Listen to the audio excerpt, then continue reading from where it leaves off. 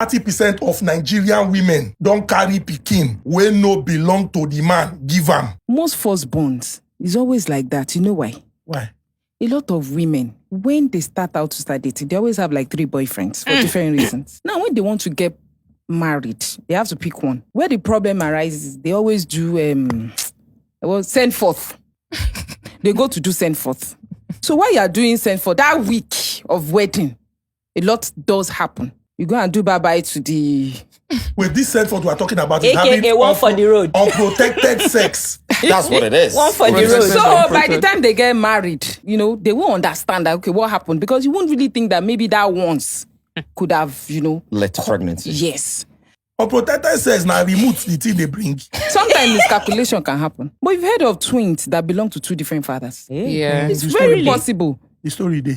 It's very possible. If you sleep with somebody in the morning, unprotected, and you do it the next day with somebody else, it's very possible that 2 ovaries will be fertilized. And you have a set of twins. Yeah. And it doesn't have to be the same father. So mistake. A lot of people are advocating for DNA test should be done at birth. I completely disagree. You know why? It will destabilize families. You don't need to tell your wife at the point of the birth of a child, a woman that just gave birth, that I am disputing. But she was expectant of the baby for 9 months. You can do it privately. It's not shocking that she's going to be giving birth to another person's child. You don't need a court order to go to elaboration. When you can do it voluntarily, why waste the judicial time? By saying doing it in private, does it mean you can do it without your wife knowing? Thank you. Yes. But that's that where bad? everyone is getting Isn't offended. that bad? No, it's not. No, so that she won't get offended. What if she finally finds out that you did it? So that she will not get offended. So na emotional this I thing don't now we dey- understand you. What Now if we you dey go finally for now. finds out that you did it? Since you are doing it in When you are private for getting her. married to a woman, what are the pillars When of the Yawagas marriage? like no say no. Trust is one of the pillars of the Leave marriage. the pillars. When she dey fuck outside, you know think of the Nedu, you're pillar. not getting the point. She is getting the point. I'm getting it. Hold on, guys. What I am saying is that if you want to make it a policy in your marriage to conduct DNA on your children, is absolutely fine. It's something you can do at your own discretion. You don't have to announce it. You don't have to tell your wife. Yeah. Because the issue of trust will be broken. Excuse me, please. Excuse me.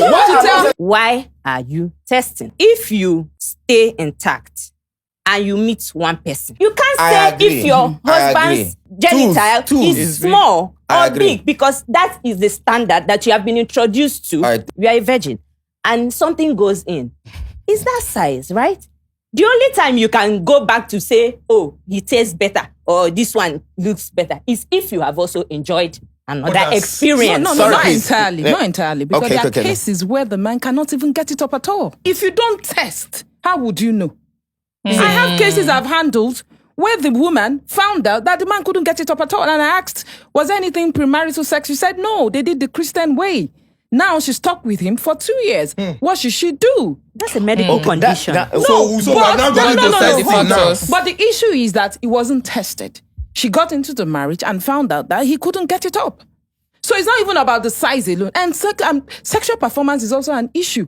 It doesn't matter that because I have not had another one, I do not understand what my satisfaction should be.